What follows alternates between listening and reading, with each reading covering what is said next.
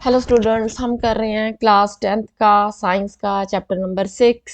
Chapter का title है life processes और आज इस वीडियो में हम डिस्कस करेंगे न्यूट्रिशन इन एनिमल्स। चलिए बात करते हैं अबाउट न्यूट्रिशन। मतलब क्या है न्यूट्रिशन का?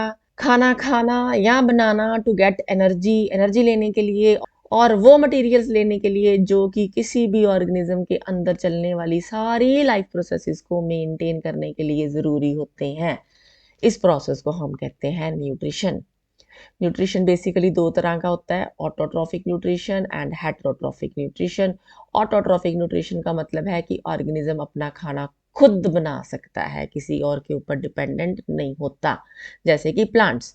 हेटेरोट्रॉफिक न्यूट्रिशन में क्या है कि ऑर्गेनिज्म अपना खाना खुद नहीं बना सकता, उसको किसी भी दूसरे ऑर्गेनिज्म के ऊपर डिपेंड करना पड़ता है for food. So autotrophic nutrition क्या हो गया? जब ऑर्गेनिज्म अपना खाना खुद बनाता है। इसकी बेसिकली दो टाइप्स होती हैं, फोटोसिंथेसिस एंड कीमोसिंथेसिस। फोटोसिंथेसिस में क्या है, लाइट एनर्जी जो है that is the source of food. और इस चैप्टर की जो पार्ट 1 की वीडियो है उसमें हमने फोटोसिंथेसिस डिटेल में डिस्कस की हुई है। डिस्क्रिप्शन बॉक्स में आपको उस वीडियो का लिंक जो है ना वो भी मिल जाएगा। अगर आपने फोटोसिंथेसिस की वीडियो देखनी हो तो आप डिस्क्रिप्शन बॉक्स से लिंक ले सकते हो। लाइट एनर्जी को यूज करके फूड बनाया जाता है फोटोसिंथेसिस में। सारे ग्रीन प्लांट्स नॉर्मली फोटोसिंथेटिक ही होते हैं। सेकंड जो है type of autotrophic nutrition that is known as chemosynthesis. Chemosynthesis में क्या होता है कि लाइट नहीं बल्कि chemical energy is use to make food.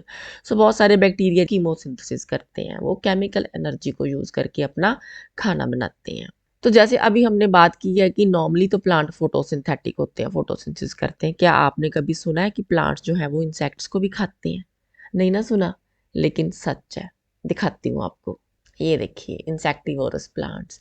यहाँ पर आपको मैंने दो पिक्स दिखाई हैं। एक क्या है, निपेंथिस। देखो इसमें क्या है, जैसे पिक्चर नहीं बने होते, घड़े घड़े नहीं बने होते है ना, तो लीफ का जो लेमिना है ना वो घड़े की फॉर्म में है। ऊपर ये देखो एक लिड भी लगा हुआ है। जैसे ही एक इंसेक्ट अंदर गया बस फिर खाना बन गया, इसका हो गया काम। दूसरा प्लांट आप देख सकते हो जिसको हम कहते हैं वीनस फ्लाई ट्रैप। तो इसमें भी ऐसे ही है, देखो ये ट्रैप लगे हुए हैं। अगर कोई भी फ्लाई, कोई इंसेक्ट यहाँ ट्रैप के अंदर आके बैठा तो इस ट्रैप ने फटाफट से बंद होके उस इंसेक्ट को अपने अंदर ट्रैप कर लेना, बस फिर होगी दावत। चलिए हेटेरोट्रॉफिक न्यूट्रिशन को आगे डिटेल में डिस्कस करते हैं। हेटेरोट्रॉफिक न्यूट्रिशन क्या है? ऑर्गेनिज्म अपना खाना खुद नहीं बना सकता, किसी दूसरे के ऊपर ही डिपेंड करेगा। हेटेरोट्रॉफिक न्यूट्रिशन की 3 टाइप्स होती हैं, holozoic nutrition, parasitic nutrition, saprotrophic nutrition. Holozoic nutrition में क्या है, सॉलिड या लिक्विड फॉर्म में ही फूड की इंजेक्शन होती है और डाइजेशन बॉडी के अंदर होगी। सारे हायर एनिमल्स, अमीबा, पैरामीशियम, उन सब के अंदर हमें होलोजोइक न्यूट्रिशन ही देखने को मिलता है। Second type is parasitic nutrition, जिसमें क्या है, एक ऑर्गेनिज्म जिसको हम पैरासाइट कहते हैं, वो किसी भी दूसरे लिविंग ऑर्गेनिज्म जिसको हम होस्ट कहते हैं उससे अपना खाना लेता है। पैरासिटिक न्यूट्रिशन की बहुत सारी एग्जांपल्स हम इसी वीडियो में आगे डिस्कस करने वाले हैं। तो चलिए फिर अभी फिलहाल के लिए इसको छोड़ते हैं, आगे चलते हैं। सेप्रोट्रॉफिक न्यूट्रिशन, इसमें क्या है, एक ऑर्गेनिज्म जिसको हम सेप्रोट्रॉफ कहते हैं वो डेड एंड डिकेइंग यानी कि गले सड़े ऑर्गेनिक मैटर से अपना फूड लेता है। ये हो गया सेप्रोट्रॉफिक न्यूट्रिशन। अब हम बात करते हैं न्यूट्रिशन इन अमीबा की। अमीबा के अंदर न्यूट्रिशन जो है उसके 5 स्टेप्स होते हैं। इंजेशन यानी कि इनटेक ऑफ फूड, डाइजेशन यानी कि खाने का पचना, एब्जॉर्प्शन यानी कि पचे हुए खाने का एब्जॉर्ब होना, असिमिलेशन एब्जॉर्ब्ड मटेरियल का उस ऑर्गेनिज्म को एनर्जी देने के लिए या और लाइफ प्रोसेसेस के लिए यूज होना, और लास्ट स्टेप होता है इजेशन यानी कि रिमूवल ऑफ वेस्ट। तो कैसे होता है न्यूट्रिशन अमीबा में? ये देखो, ये एक यूनिसेलुलर ऑर्गेनिज्म है जिसको हम अमीबा कहते हैं। और जैसे ही इसके पास कोई फूड पार्टिकल आता है तो ये क्या करता है कि ये जो इसके स्यूडोपोडिया होते हैं ना, इनको इस फूड के अराउंड एक्सटेंड करता है। ये देखो एक्सटेंड कर लिया, तो ये है pseudopodia. Pseudo means false, podia means foot. False foot कह दो इसको, चाहे स्यूडोपोडिया कह दो, ठीक है। तो ये क्या कर रहे हैं स्यूडोपोडिया, ये फूड को घेर रहे हैं एक्चुअली। तो जैसे ये इसको पूरी तरह से घेर लेंगे क्या हो जाएगा, यहाँ पर फूड वैक्यूल बन जाएगा। अब ये जो फूड वैक्यूल है उसके अंदर इस फूड की होगी डाइजेशन, ठीक है जी। अब यहाँ पर देखो, ये जो है फूड वैक्यूल, इसके अंदर डाइजेशन अगर हो गई तो डाइजेशन के बाद जो भी मटेरियल्स डाइजेस्ट हो गए हैं वो साइटोप्लाज्म के अंदर एब्जॉर्ब होने शुरू हो जाएंगे और यहाँ पर क्या रह जाएगा, यहाँ पर रह जाएगी सिर्फ और सिर्फ वेस्ट। अब क्या है कि ये जो वेस्ट वाला वैक्यूल है ये किसी भी साइड से जो अमीबा की आउटर बाउंड्री है उसके पास आएगा। जैसे ये देखो यहाँ पर आ गया, तो यहाँ पर क्या होगा कि ये बाउंड्री के साथ फ्यूज कर जाएगा। फ्यूज करके क्या होगा कि ये जो पार्ट है यहाँ से खुल जाएगा। जैसे यहाँ देखो खुल गया, खुल गया तो जो वेस्ट है यहाँ पे वो कहाँ चली गई, वो यहाँ से बाहर निकल गई। ठीक है ना। तो जब फूड आया, सीडोपोडिया ने एक्सटेंड किया उसके अराउंड और फूड अंदर चला गया, फूड वैक्यूल बन गया। ये क्या हो गया, इंजेक्शन हो गई। अब फूड वैक्यूल के अंदर डाइजेशन होगी और ये फूड मटेरियल जो है इसके complex and large molecule simple small and soluble forms में ब्रेक डाउन कर जाएंगे। और जैसे ब्रेक डाउन हो जाएगा क्या होगा, एब्जॉर्प्शन का स्टेप, यानी कि फूड मटेरियल जो है वो एब्जॉर्ब हो जाएगा, डाइजेस्टेड फूड मटेरियल। पीछे क्या बच जाएगा, वेस्ट बच जाएगी। जो चीज़ें यहाँ पर एब्जॉर्ब हो गई हैं वो कहाँ यूज़ होंगी, वो इसको एनर्जी देने के लिए या इसकी लाइफ प्रोसेसेस में यूज़ होंगी और वेस्ट फिर बाहर निकल जाएगी, इजेशन हो गई। So this is the overall concept about the nutrition in amoeba.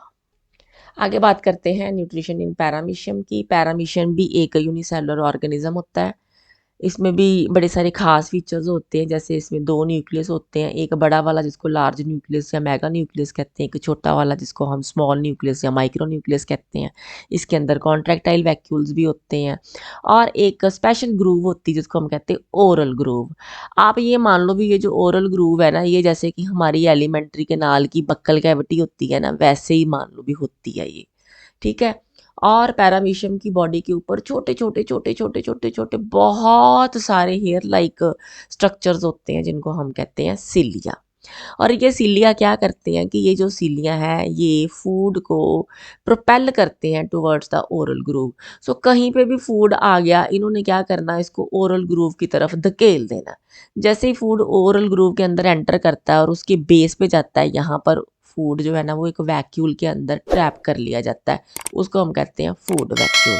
और बाकी प्रोसेस सारी वैसे ही है जैसे कि अमीबा के अंदर है कि अब ये जो फूड है इसके अंदर डाइजेशन होगी, एब्जॉर्प्शन होगी, एसिमिलेशन होगी, इजेशन होगी, बाकी सारे स्टेप्स सेम रहते हैं।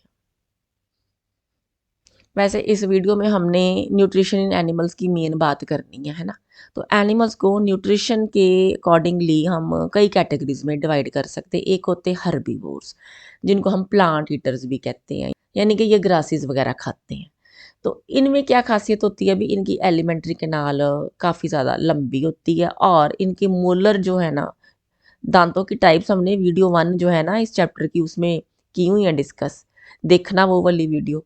तो जो इनके मोलर्स हैं यानी कि जो इनकी दाढ़ें होती हैं वो काफ़ी ज़्यादा बड़ी होती हैं ताकि प्लांट्स जो हैं उनको अच्छे से ये चबा सके। सो बहुत सारे ताकतवर जानवर जैसे कि हाथी हो गया, ये हर्बीवोर्स होते हैं। तो ज़रूरी नहीं है कि शाकाहारी जो हैं वो कमज़ोर होंगे, नहीं, ताकतवर भी होते हैं, है ना। अच्छा, इस तरह से काऊ, बफलो, डियर, एंटीलोप्स और कई तरह के एनिमल जो हर्बीवोर्स ही होते हैं। नेक्स्ट कैटेगरी है कार्निवोर्स की। तो कार्निवोर्स को हम फ्लैश ईटर्स भी कहते हैं, यानी कि ये दूसरे एनिमल्स को खाते हैं, जैसे कि लायन है, टाइगर है, लेपर्ड है, चीता है, ये सारे इसी कैटेगरी में आ जाएंगे। और ये एलिमेंट्री कैनाल जो है ना इनकी, ये हर्बीवोर्स के कंपैरेटिवली छोटी होती है। ठीक है, हर्बीवोर्स में ज़्यादा लंबी एलिमेंट्री कैनाल होती है, कार्निवोर्स के अंदर छोटी होती है। और कौन से दांत ज़्यादा डेवलप होते हैं, कनाइंस। क्यों, क्योंकि ये जो कनाइंस है ये टीयरिंग टीथ है, ये जो फ्लैश है ना उसको चीर फाड़ करने में हेल्प करते हैं, तो इसलिए ये ज़्यादा डेवलप होते हैं। थर्ड कैटेगरी जो है वो होती है ओमनीवोर्स की। तो ओमनीवोर्स का मतलब है कि ये प्लांट्स भी खा लेते हैं, एनिमल्स भी खा लेते हैं, यानी कि जो मिले वो खा लेते हैं जी। जैसे कि कैट होगी, डॉग हो गया, बियर हो गया, इसी तरह से कुछ बर्ड्स हो गए जो कि इंसेक्ट्स को भी खा लेते हैं और ग्रेन्स वगैरह भी खा लेते हैं। तो बस जो भी मिल जाए दावत है, उसको हम कहते हैं ओमनीवोर्स। अब हम बात करते हैं न्यूट्रिशन इन फंजाई की। जैसे अगर आपके पास कोई ब्रेड है ना, और अगर थोड़ी बहुत गिल्ली हो गई है या हवा में भी नमी है और वहाँ नमी वाली कंडीशन में ये ब्रेड जो है वो 3-4 दिन ऐसे पड़ी रहे, तो क्या हो जाता है, इसके ऊपर वो मोल्ड सा नहीं लग जाता जिसको हम ब्रेड मोल्ड कहते हैं, है ना, उसी को ही हम राइजोपस कहते हैं। तो यहाँ पर हमें एक राइजोपस जो है ना वो दिखाई दे रहा है। ये जो है राइजोपस का माइसीलियम है, ठीक है। और नीचे की तरफ इसका जो माइसीलियम है ना वो राइजोइड्स बनाता है, जिससे कि ये अपने आप को सबस्ट्रेटम के अंदर फिक्स कर लेता है और मटेरियल्स भी अब्जॉर्ब करता है, ठीक है। इसी तरह से ही मशरूम्स ले लो या और बड़े सारे फंगल मेंबर्स हैं। अब इनमें खासियत क्या होती है, अभी इनकी बॉडी के अंदर नहीं डाइजेशन होनी फूड की, बल्कि digestion of food occurs outside the body.